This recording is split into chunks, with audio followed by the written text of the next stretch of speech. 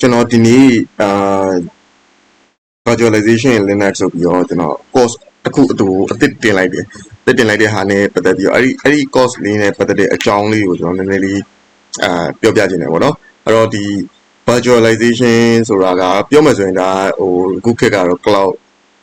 ခေတ်ကိုရောက်နေပြီပေါ့နော်အဲ့တော့ infra ဘိုင်းကိုပြောပါအဲ့တော့အဲ့ဒီခေတ်ကိုရောက်နေပြီမဲ့ကျွန်တော်တို့အခြေခံအားဖြင့်ကတော့ဒီ virtualization တွေသုံးနေကြတော့မယ်အဲ့တော့များသောအားဖြင့်ကတော့ဒီ on premise ဒီအဲ့ဒီဟာတွေမှာအခုနောက်ပိုင်းဆိုရင်ဒီvirtualization တွေသုံးလာတယ်အဲ့ဒီကနေတစ်ဆင့်ဒီ cloud server တွေ cloud VPS တွေစသဖြင့်အဲ့ဒီဟာတွေကိုသူကဒီ virtualization တွေပေါ်မှာပဲအခြေခံပြီးတော့business တွေဖြစ်လာတယ်ပေါ့နော်အဲ့တော့အဲ့ဒီဟာနဲ့အဲ့ဒီဟာရေနောက်တစ်ခုကဒီဘယ်လိုရမလဲဒီအဲ့ဒီဟာတွေကို cloud virtualization တွေတော့၎င်းဒီ local virtualization တွေတော့၎င်းအဲ့ဒီလုပ်တဲ့အချိန်ကြာပြီဆိုရင်ကျွန်တော်ဒီဟာတွေကိုLinux ပေါ်မှာကျွန်တော် Linux ပေါ်မှာ cloud virtualization တွေကိုကျွန်တော်ဘယ်လိုလုပ်ကြမလဲဆိုတော့အဲ့ဒီအကြောင်းအရာကိုကျွန်တော်အနေနဲ့ဒီ course မှာသင်သွားမှာဖြစ်ပါတယ်အဲ့တော့အဲ့ဒီမှာကျွန်တော်တို့နှစ်မျိုးရှိတယ်ကျွန်တော် Proxmox ဆိုတဲ့ဒီ cloud virtualization ဒီ virtualization environment ရေနောက်တစ်ခုက over လို့ခေါ်တယ်နှစ်ခုပေါ့နော်အဲ့ဒီနှစ်ခုကဘာကွာလဲဆိုတော့ Proxmox ကတော့ကျွန်တော်တော်တော်လေးကိုလွယ်တယ်ဗျပြီးတော့နေရာတိုင်းမှာတော်တော်များများမှာကျွန်တော်သုံးလို့ရတယ်အရန်လဲလွယ်တယ်ပြီးတော့နောက်တစ်ခုကဒီ Proxmox က Debian trend ကိုသွားတယ်နောက်တစ်ခုကမှပါလဲဆိုတော့ဒီ over ဆိုတာရှိတယ်over ကကြတော့ကျွန်တော် Red Hat virtualization ရဲ့သူရဲ့ upstream project ပေါ့နော်upstream project ဆိုတော့အဲ့တော့ over ကိုလေ့လာတာကဒါ Red Hat virtualization ကိုလေ့လာတယ်အတူတူပဲတော်တော်များများအတူတူပဲပေါ့နော်အဲ့လိုမျိုးပြောမှာပေါ့အဲ့တော့ကျွန်တော်ဆက်ပြီးတော့ဟိုပြောမယ်ဆိုရင်ဒီ Proxmox နဲ့ over နဲ့ကကြတော့ Proxmox ကအရန်လွယ်တယ် over ကကြတော့သူကဟို technical knowledge တော်တော်လေးလိုတယ်ပြောမယ်ဆိုရင် Proxmox နဲ့ရှင်တော်တော်လေးလိုရပေါ့နော်အဲ့တော့ဒီ clustering အပိုင်းနေကျွန်တော်တို့ဒီဘယ်လိုရမလဲဒီ VM ကို management လုပ်တဲ့အပိုင်းနေ high availability အပိုင်းနေစသည်ဖြင့်အဲ့ဒီဟာတွေမှာover ကကြတော့သူက over ရဲ့သဘောကကြတော့သူက enterprise grade ကိုသွားတယ်အဲ့တော့အဲ့ဒါဖြစ်တဲ့အတွက်သူမှာဟိုပြောမယ်ဆိုရင် Proxmox ထက် feature ဘယ်လိုရမလဲတော်တော်လေးစုံတဲ့ဟာလေးရှိတယ်ဒါပေမဲ့ Proxmox မှာမပါတဲ့ဟာတွေပါတယ်လို့မျိုး over မှာမပါတဲ့ဟာတွေလည်း Proxmox မှာပါတာအများကြီးပဲအဲ့တော့ဒီနှစ်ခုက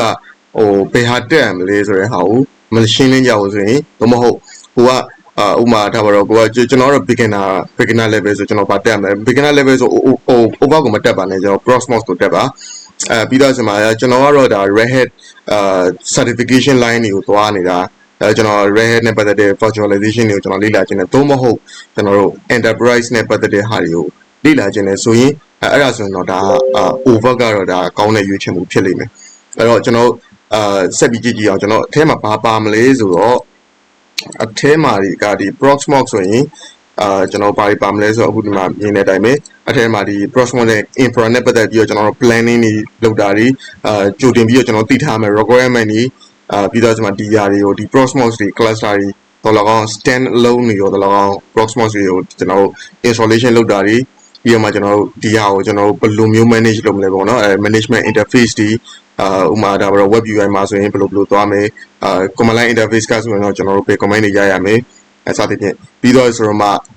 network configuration တွေအဲ့တော့ Proxmox မှာကဒီ network configuration အနေနဲ့ဆိုရင်ကျွန်တော်တို့ physical network တွေရှိရယ် virtual network တွေရှိရယ်ပြီးတော့မှတက်ဆိုင်ရာတစ်ခုချင်းစီကိုကျွန်တော်တို့ bridge လုပ်မှာလား bond လုပ်မှာလားတော့မဟုတ်ကျွန်တော်ရိုးတနေမဲ့ကျွန်တော်တို့switching သွားဖို့အတွက်ပဲ bridge ဆောက်မှာလားပြီးတော့ဆိုမှကျွန်တော် VLAN တွေဘယ်လိုထည့်မလဲပြီးတော့ဆိုနောက်ပိုင်းမှာဒီ Proxmox VE 9.0 အနောက်မှာဆိုရင်ကျွန်တော်တို့ SDN တွေပါလာတာရှိတယ် software defined network တွေအဲဒီဟာတွေကိုကျွန်တော်တို့ကဘယ်လိုမျိုး manage လုပ်မလဲအဲဒီအကြောင်းနဲ့ network နဲ့ပတ်သက်တဲ့ section တွေပါမယ်ပြီးတော့ဆိုမှ storage တွေကျွန်တော်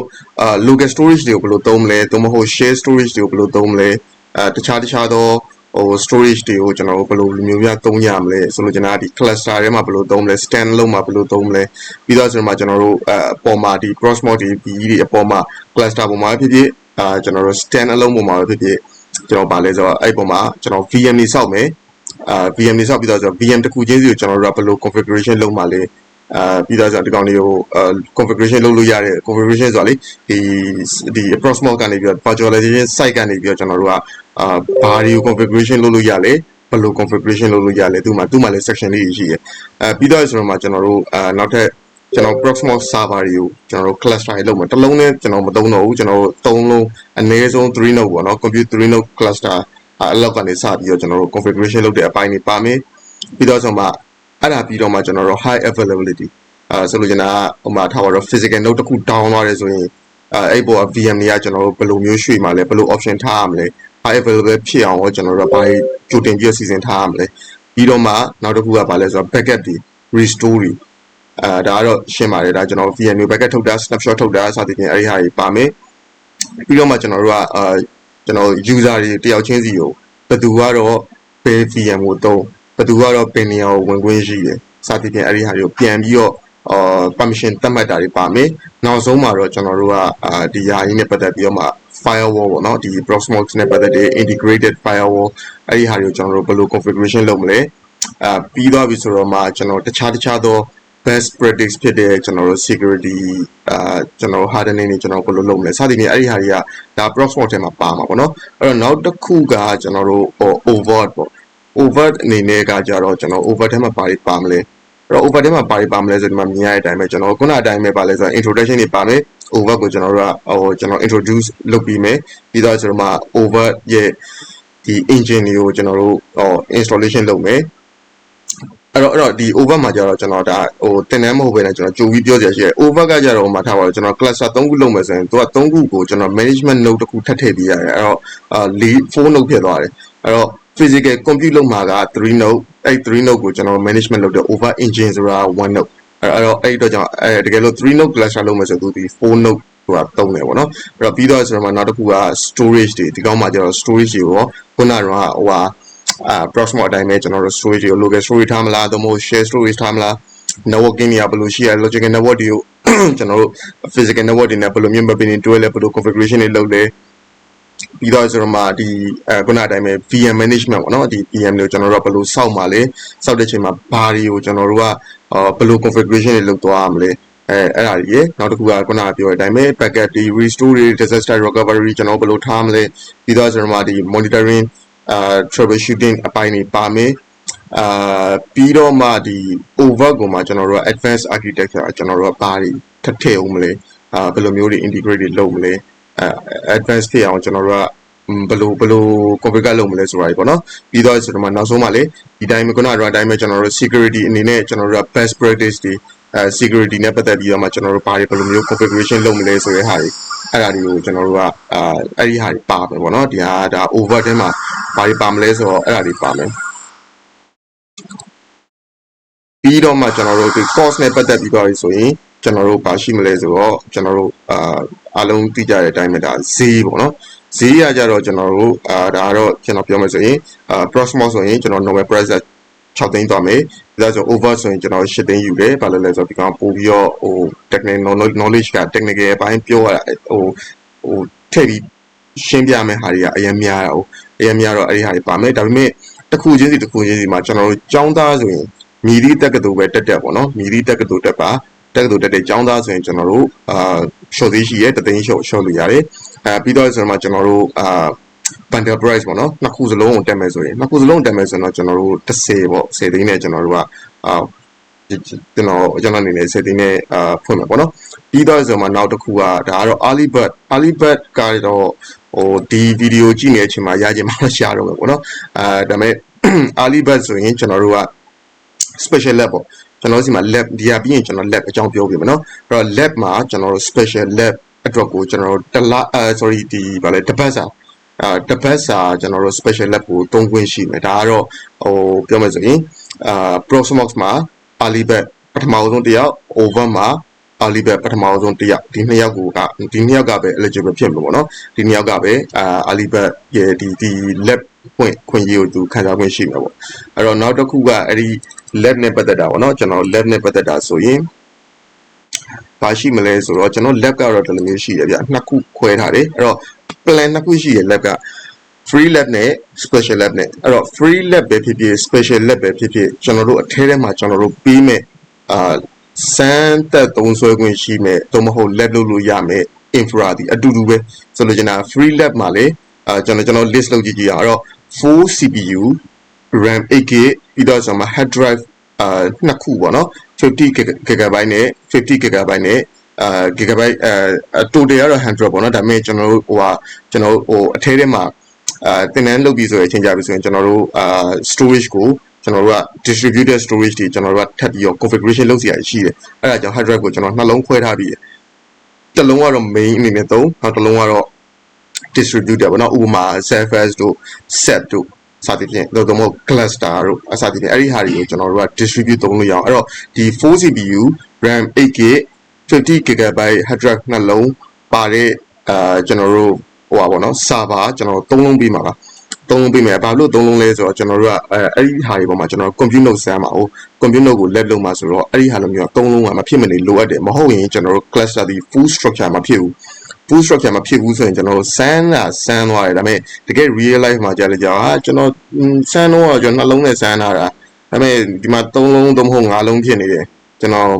လောက်ရမှာတိတ်ပြီး confident မရှိဘူးဒါလိုမျိုးဖြစ်လာမှာဆိုလို့အဲ့တော့ကြောင့်ကျွန်တော်တို့ဒီ compute node အတွက်ကိုကျွန်တော်တို့အဲ့လို server မျိုးကျွန်တော်3ခု access ပေးမယ်ပြီးတော့ဆိုမှနောက်တစ်ခုကပါလဲဆို storage အတွက်ဒါကတော့ဒုတိယအောက်မှာရေးထားတာဒုတိယအလယ်မှာရေးထားတာအဲ့တော့ CPU က1ကိုပြီးရင် RAM 2GB ပြီးတော့ဆိုမှ 100GB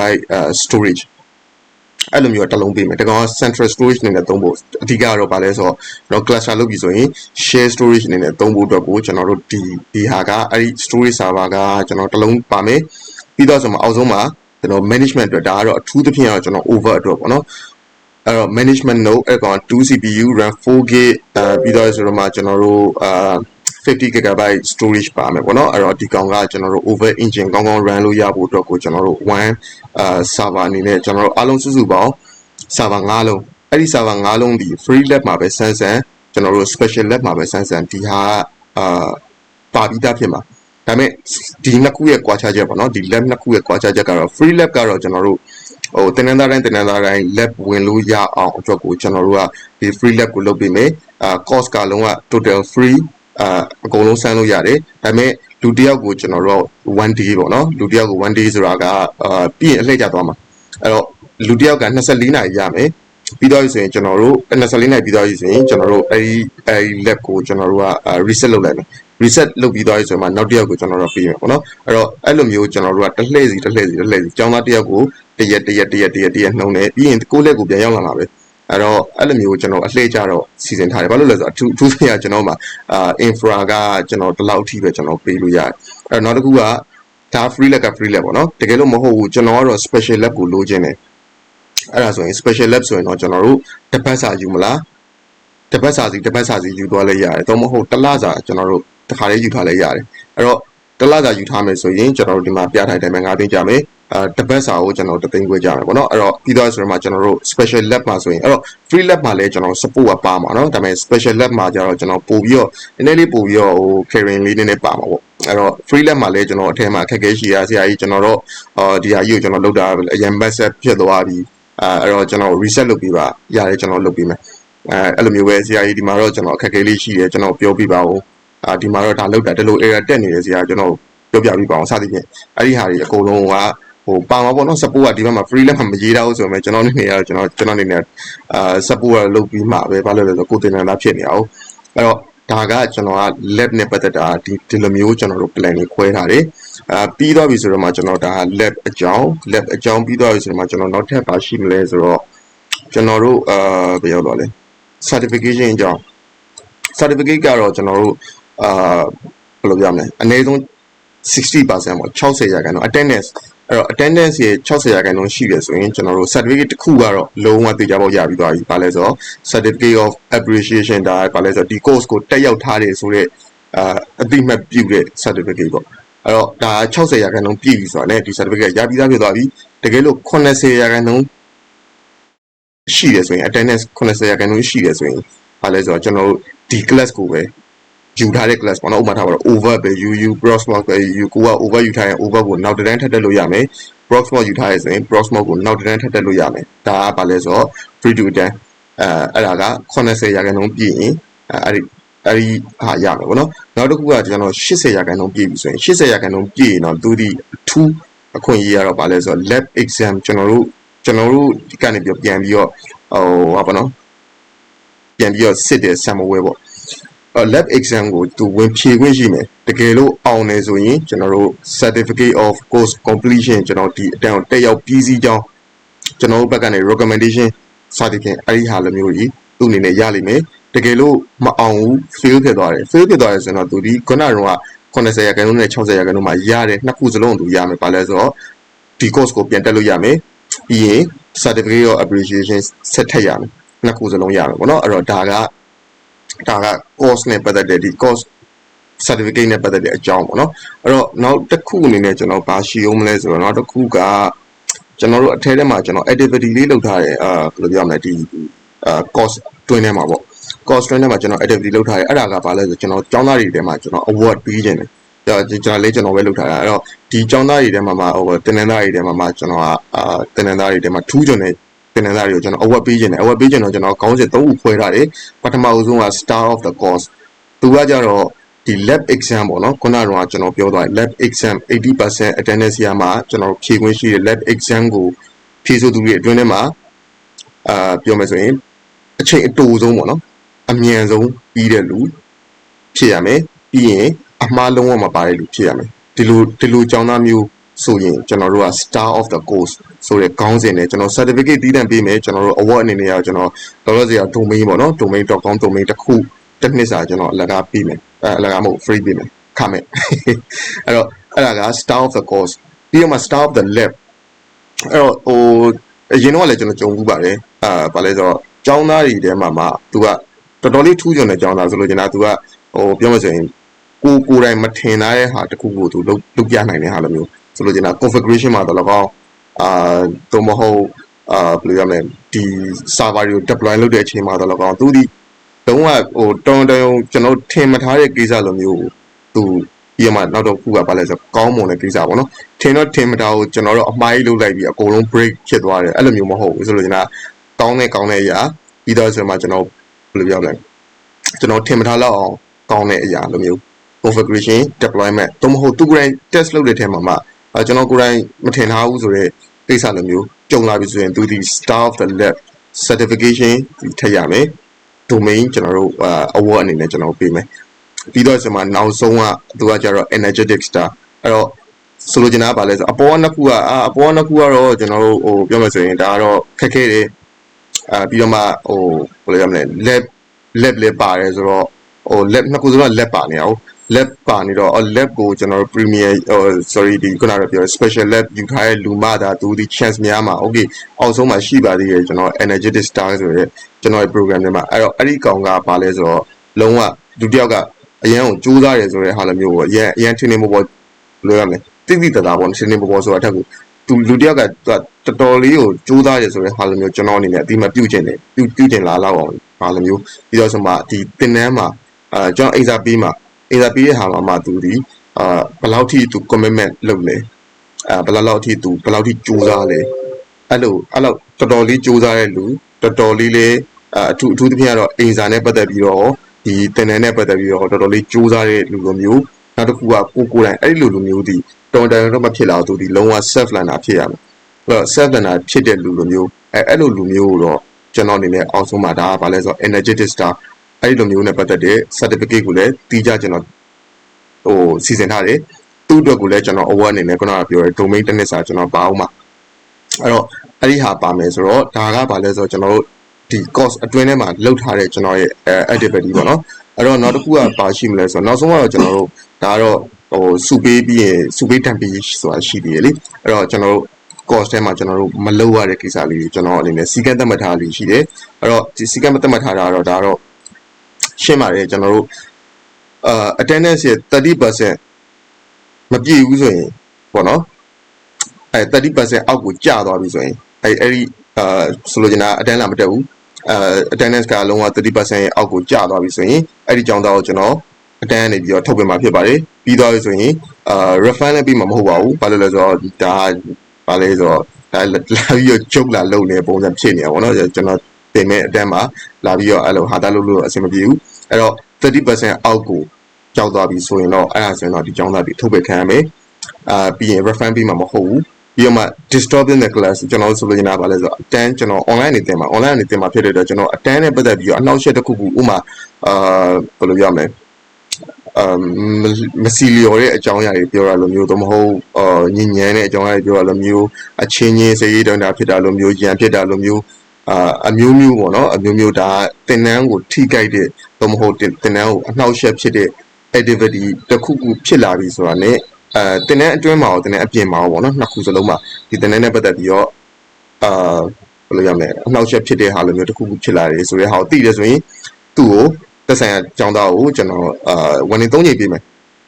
3ချိန်ပြီးတော့မှ3ချိန်ပြည့်သွားလို့မှဒီဟာဒီဆက်ဖြစ်နေအောင်မယ်ဆိုရင်တော့ကျွန်တော်အနေနဲ့တင်နန်းရတော့ထုတ်ပေးရလိမ့်မယ်ပြီးရင်ခုနအတိုင်းပဲကျွန်တော် reference ပေးမှာမဟုတ်ဘူးဒါဒုတိယချက်ပေါ့နော်နောက်ဆုံးအချက်ကတော့ကျွန်တော်အရေးကြီးပါတယ်အဲ့ဒါက lab ကိုတလွဲသုံးတာပေါ့တလွဲသုံးတာဆိုပြီးတော့ခေါင်းစဉ်တက်ထားတာအမှန်ကတော့ကျွန်တော် lab လုပ်ထားတယ်ဥမာlab ထဲမှာကျွန်တော်တို့ပုံမှန်ကျွန်တော်စမ်းရမယ့်အကြောင်းအရာတွေဥမာထားတော့ cluster တွေစောက်တယ်ကျွန်တော် virtualization တွေလုပ်တယ်ပြီးတော့ကျွန်တော် VM တွေတင်တယ် VM တွေတင်ပေါ်မှာ VM ပေါ်မှာကျွန်တော် guest OS ထပ်စောက်တယ်အဲ့ပေါ်မှာ configuration ထပ်လုပ်တယ်အားလုံး file ဒါပုံမှန်သွားရမယ့်အကြောင်းအရာပဲဒါပေမဲ့အကြောင်းမျိုးမျိုးကြောင့်ဒါဥမာပြောမယ်ဆိုရင်နံပါတ်1ဥမာပြောမယ်ဆိုရင်ဥမာကျွန်တော်တို့ဟို lab infra ထဲမှာဝင်ပြီးတော့ mining လုပ်တာလို့မျိုးအဲ့လိုမျိုးပေါ့နော်ဒါတော့မဟုတ်ဥပမာအနေနဲ့ပြောမယ်ဆိုရင်ကျွန်တော်တို့ lab infra ထဲမှာကျွန်တော်ဟိုဘာလို့လဲဆိုတော့ internet access ရှိနေမှာဟုတ်ကျွန်တော် lab infra ရဲ့ internet access ရှိနေမှာပေးထားမှာဖြစ်တဲ့အတွက်သူကဒီကနေတစ်ဆင့်တစ်ခုခုကိုကျွန်တော် cyber security ရ attacking လုပ်တာလို့မျိုးတော့၎င်းအဲ့လိုမျိုးကျွန်တော်တို့ကသိပြီဆိုရင်ဒါဆိုရင်နံပါတ်1ကတော့တေချာဘောက်ကတော့အထောက်ခံရတယ် reference လည်းပြီးမှာမဟုတ်ဘူးအကယ်၍များဒါကဘာလဲဆိုတော့ကျွန်တော်ထပ်ပြီးရေးထားတာcyber security ကိစ္စဆိုရင်တော့သူကပို့ပြီးတော့ consequence တော့ပိုများသွားနိုင်တယ်ဆိုလို့ကျွန်တော်အကျိုးဆက်တွေပိုများသွားနိုင်တယ်ဘာဖြစ်လို့လဲဆိုတော့ maybe ဖြစ်လာနိုင်တာတနေရာနေကျွန်တော်တို့တိုင်တာလိုမျိုးအကိုတို့ IP ကနေပြီးတော့ကျွန်တော်တို့တော့ attacking တွေဝင်နေပါတယ်ကိုကြီးစစ်ပေးပါဦးဆိုပြီးတိုင်တာလိုမျိုးဆိုရင်အဲ့ဒါလိုမျိုးဆိုရင်တော့ကျွန်တော်တို့အနေနဲ့ကတော့ထပ်ပြီးတော့ဒီဟာနဲ့ပတ်သက်ပြီးတော့ကျွန်တော်တို့ထပ်ပြီးတော့ဘယ်လိုပြောရမလဲအကျိုးဆက်တွေပေါ့နော်အကျိုးဆက်တွေ maybe နောက်ဆုံးအဆိုးဆုံးဆိုရင်တော့ဒါအဆိုးဆုံးပြောရအောင်ဖြစ်မယ်လို့ပြောမှာမဟုတ်အဆိုးဆုံးဆိုတာ legal action အထီရောက်သွားနိုင်တယ်ဒါကဘာလဲဆိုတော့ဖြစ်နိုင်တာကိုကျွန်တော်ကြိုးပြောထားတာအဲ့တော့ lab ကို misuse လုပ်တယ်ဆိုရင်ဒါဆိုရင်တော့လုံးဝ critical နဲ့ကျွန်တော်တို့လည်း serious action ယူရမှာဖြစ်ပါတယ်အဲ့တော့ဒါကျွန်တော်တို့ကြိုးပြီးပြောတာပါအဲ့တော့ဒီဟာနဲ့ပတ်သက်ပြီးတော့ကျွန်တော်တို့ဒီ course တွေနဲ့ပတ်သက်ပြီးတော့ဒါကတော့အားလုံးခြုံငုံပြီးပြောတာပေါ့နော်ပြီးတော့ဆိုမှဒီ course ကိုတင်မဲ့လူကတော့ကျွန်တော်ဖြစ်ပါတယ်ကျွန်တော်ရနိုင်မြင်ပါပြီးရင်နောက်ထပ်ဒီတင်နန်းကြီးပေးသွင်းဖို့အတွက်တို့တင်နန်းအပ်ဖို့အတွက်တို့ပေါ့နော်အဲ့တော့ကျွန်တော်ရှေ့ဆုံးက slide ကိုကျွန်တော်ပြန်ပြောမယ်ဆိုရင်ဒီဟာကတော့ကျွန်တော်တို့inquiry phone number ရှိတယ် inquiry phone number မှာကျွန်တော်တင်နန်းနဲ့ပတ်သက်တဲ့ကိစ္စတွေမေးလို့ရတယ်သို့မဟုတ်ကျွန်တော်ကိုဟိုတိုက်ရိုက်ပေါ့နော် Facebook ကလည်း၎င်းဒီဖုန်းနံပါတ်ကျွန်တော် inquiry ဖုန်းနံပါတ်ကိုဘယ်ဘက်ကဖုန်းနံပါတ်ဘယ်ဘက်အောက်ကဖုန်းနံပါတ်အဲ့တော့အဲ့ဖုန်းနံပါတ်ကို Telegram ကတော့၎င်းလမ်းပြီးဆက်သွယ်လို့ရတယ်တကယ်လို့ကျွန်တော်တို့တင်တဲ့အပ်မယ်အကြောင်းအရာနဲ့နောက်တစ်ခုကဘာလဲဆိုတော့တင်နန်းကြီးပေးသွင်းတာလိုမျိုးဆိုရင်ညာဘက်အောက်ကဖုန်းနံပါတ်ကိုဆက်သွယ်လို့ရတယ်ပေါ့နော်အဲ့တော့ဟိုဘက်ကတော့ arrow now အောက်မှာရေးထားတာတော့သူဒီတင်နန်းလက်ခံမဲ့နေရာပြီးရင်တင်နန်းကြီးကိုလက်ခံမဲ့နေရာကျန်တဲ့ကိစ္စအကုန်လုံးကိုဘယ်ဘက်အောက်ကနံပါတ်ကိုသာဆက်သွယ်ပါအဲ့တော့ဒါကတော့ကျွန်တော် virtualization နဲ့ပတ်သက်တဲ့အကြောင်းအရာဖြစ်ပါတယ်တချို့တော့ကျောင်းသားဒါနောက်ဆုံးအနေနဲ့ပြောစရာရှိတာတချို့တော့ကျောင်းသားတွေပေါ့နော်ကျောင်းသားတွေကလည်းမေးတာရှိတယ်ဒါကအခုဆိုရင်ကျွန်တော်မေးနေကြပြီဘာလဲဆိုတော့တင်နန်းကြီးကိုသူတို့ဘယ်လိုသွင်းရမလဲအပြည့်မသွင်းမဲနဲ့သူတဝက်စီသွင်းလို့ရမလားရပါတယ်ကျောင်းသားဆိုရင်ကျွန်တော်တို့ကသာလှမ်းပြီးပြောပါကျောင်းသားတွေအတွက်ကအခွင့်အရေးအများကြီးရှိပါတယ်အဲ့တော့ကျွန်တော်တို့ဥမာထားပါတော့ဆရာကြီးကျွန်တော်တို့လောလောဆယ်ပထမလမှာတော့ကျွန်တော်3သိန်းခွဲလောက်ပဲကျွန်တော်တက်နိုင်တယ်နောက်လကျမှကျွန်တော်ကျန်တာကိုခြေမယ်သို့မဟုတ်ဆရာကြီးကျွန်တော်ပထမလတော့ကျွန်တော်မသိသေးဘူးကျွန်တော်နောက်လကြပြီဆိုတော့ကျွန်တော်အပြည့်ခြေမယ်အဲ့တော့အနည်းဆုံး2ရက်လောက်တော့ခွဲသွင်းလို့ရပါတယ်2ရက်ထိတော့ကျွန်တော်လက်ခံပါတယ်အဲ့ထက်တော့ခွဲပြီးပေးလို့မရလို့ပေါ့နော်အဲ့တော့အဲ့ဒါရေနောက်တစ်ခုကပါလဲဆိုအပြင်းလူအနေနဲ့လေကျောင်းသားမဟုတ်တဲ့အပြင်လူပြောပါတော့ကျောင်းသားမဟုတ်တဲ့တခြား professional field မှာဖြစ်ဖြစ်အခုမှလန်နာလုပ်နေရပဲဖြစ်ဖြစ်အဲ့တော့ဘယ်သူပဲဖြစ်ဖြစ် ကျောင်းသားကတ်မကင်ထားဘူးဆိုရင်အဲ့ဒီလူဒီအဲ့ဒီလူမျိုးတွေကဗာလဲဆိုတော့ကျွန်တော်2ရက်ခွဲသွင်းလို့ရတယ်အဲ့ဒီလူမျိုးတွေ2ရက်လက်ခံတယ်ဒါပေမဲ့တဝက်စီလက်ခံပါတယ်အဲ့တော့ဒါဗာလဲဆိုတော့အပြင်ကျောင်းသားမဟုတ်တဲ့လူဆိုရင်ကျွန်တော်တို့2ရက်ကိုတဝက်စီလက်ခံတယ်သို့မဟုတ်ကျောင်းသားဆိုရင်ကြာရင်ကျွန်တော်တို့ကိုဆက်သွယ်ပါကျွန်တော်တို့ဘာလုပ်ပြီးလို့ရလဲဆိုတဲ့ဟာအဲ့တော့လူငယ်ဆိုတော့ဟိုကျွန်တော်အနေနဲ့ဖြေလျှော့ပေးရတာတော်တော်လေးဖြေလျှော့ပေးရမှာပေါ့နော်အဲ့တော့လူငယ်ဖြစ်တဲ့အတွက်ပြီးကျောင်းသားဖြစ်တဲ့အတွက်ကျွန်တော်တို့2ရက်ကိုမှအဆင်ပြေတယ်လို့ကျွန်တော်တို့ပြောပါကျွန်တော်တို့ဒါပြောပါပြောရဆိုရင်ကျွန်တော်တို့အကုန်လုံးလုပ်ပေးပါမယ်အဲ့တော့ဒါဆိုရင်ဒါကဘာလဲဆိုတော့ဒီဟာကကျွန်တော်အခုဟိုဖွင့်မဲ့ဟိုစားကြီးအဲ့တော့ပြန်ပြီးခြုံငုံပြောမယ်ဆိုရင်ကျွန်တော်တို့ cross mode ပါတယ် cross mode ကတော့နေရာတိုင်းမှာသုံးလို့ရတယ် over ကကြတော့ enterprise grade ဒီမှာသုံးတယ် Red Hat virtualization နဲ့သူဒီ equivalent ဖြစ်တယ်အဲ့ဒါရေနောက်တစ်ခုကဘာလဲဆိုတော့ကျွန်တော်တို့အထဲမှာ lab ဒီပါမယ် lab ကို plan 2ခုနဲ့သုံးလို့ရတယ်မည်သူမဆို lab လောက်ရမှာပဲเนาะအဲ့တော့ lab လောက်ရတဲ့အကြောင်းရင်းကလည်းဘာလဲဆိုတော့အရင်တော့ဆိုကျွန်တော်ပြောတယ်ကျွန်တော်ပြောတာအထက်ကျွန်တော်သိတာပေါ့နော်ဘာလဲဆိုတော့တခုခုဆိုရင် तू ကလူတယောက်ကလက်တွေ့လုံးမှ तू ကဟွာဖြစ်မှာဟုတ်လက်တွေ့လုံးမှတက်မှာအဲ့တော့ဒါပေမဲ့ကျွန်တော်ကအရှိရနေပြီးတော့တွန်းပြီးတော့တင်သွားတယ်ဒါပေမဲ့သူတို့ကိုယ်တိုင်မှာလက်တွေ့မလုံးဖြစ်ကြဘူးเนาะမလုံးနိုင်ကြဘူးသို့မဟုတ်မလုံးနိုင်ကြဘူးဆိုတာဘာလဲဆိုတော့အချိန်မရှိလို့လည်းဖြစ်တယ်အဲသို့မဟုတ် lab လုံးစင်နေရာမရှိတာအဲဆိုလို့ကျွန်တော်တို့ဥမာဒီလိုမျိုး cluster ဆိုတော့ကျွန်တော် virtual box နဲ့ဘယ်လိုမှလုပ်လို့မရဘူးဘာလို့လဲဆိုတော့ virtual box ကကိုယ့်ပုံမှာတင်ထားတာရှိတယ်မှာ CPU ကဥမာထားပါတော့အများဆုံးရှိရင်8 လောက်ရှိတာဒီကျွန်တော်တို့အခုပြောထားတဲ့ဒီ lab infra ကိုကျွန်တော်တို့ဥမာ CPU 4လုံးနဲ့server 3ခုဆိုရင်အဲ့မှာတွေကိုပဲ12လုံးဖြစ်သွားပြီအဲ့တော့အဲ့လောက်ကြီးရကြတော့တုံးတန်းရုံinfra မရှိဘဲနဲ့ lab ကိုမလုံနိုင်တော့ဘာဖြစ်လဲဆိုတော့မလုံနိုင်တော့မတက်ဘူးသူကစာတွေ့ပဲတက်သွားတယ်လက်တွေ့မှာဘာမှမလုပ်ဖြစ်ဘူးဘာမှမလုပ်ဖြစ်တော့ကြတော့လက်တွေ့လုံးဝမရှိတော့သူဒီလုပ်ငန်းဝင်ပြဿနာတက်ကုန်မလုပ်တတ်တော့ဘူးစာတွေ့မှာစာအုပ်ကြီးပြင်ပြန်ကြည့်စာအုပ်ကြီးပြင်ပြန်ကြည့်မဟုတ်အဲ့တော့လက်တွေ့လုပ်ပြီးသွားဆိုရင်သူဒီတကယ်တက်သွားပါလိမ့်မယ်အဲ့တော့တကယ်တက်သွားမှာဖြစ်တဲ့အတွက်ခုနလိုမျိုးစာအုပ်ကြီးပြန်ကြည့်စရာမလိုဘူးကျွန်တော်တို့အဲ့ဒီဟာတွေကိုအသားကျသွားအောင်ကျွန်တော်တို့လုံးဝအတက်တင်သွားလို့ရတယ်အဲ့တော့အဲ့ဒီတော့ကြောင့်ကျွန်တော် lab ကိုလည်းလုပ်တာပေါ့နော်အဲ့တော့ lab တွေပါမယ်ပြီးတော့ကျွန်တော် award system လေးပါမယ်award system ကတော့အဲ့ဒါတော့ကျွန်တော်တင်ရင်းနဲ့ကျွန်တော်ကိုယ်တိုင်ပဲဆုံးဖြတ်ပြီးကျွန်တော်ကိုယ်တိုင်ပဲကြည့်ပါမှာပေါ့နော်အဲ့တော့ဒါဆိုရင်ဒါကကျွန်တော်တင်တဲ့ပတ်သက်တဲ့အကြောင်းအရာအဲ့တော့အားလုံးကိုကျေးဇူးတင်ပါတယ်တကယ်လို့အဆင်ပြေတယ်ဆိုရင်ဒါခဲ့ကြပါသို့မဟုတ်တခုခုမေးချင်တာမြင်ချင်တာရှိတယ်ဆိုရင်လည်းကျွန်တော်ရဲ့ direct Facebook Messenger တော့လည်းကောင်းဒီမှာပြထားတဲ့ဖုန်းနံပါတ်ကို Telegram ကတော့လည်းကောင်းဖုန်းဆက်ပြီးတော့လည်းကောင်းကြိုက်တဲ့ချိန်လေးပါအဲ့တော့online ကတင်မှာဖြစ်တဲ့အတွက်ဘယ်နေရာပဲရောက်နေ internet ရှိဖို့ပဲလိုပါတယ်အဲ့တော့အားလုံးကိုကျေးဇူးတင်ပါတယ်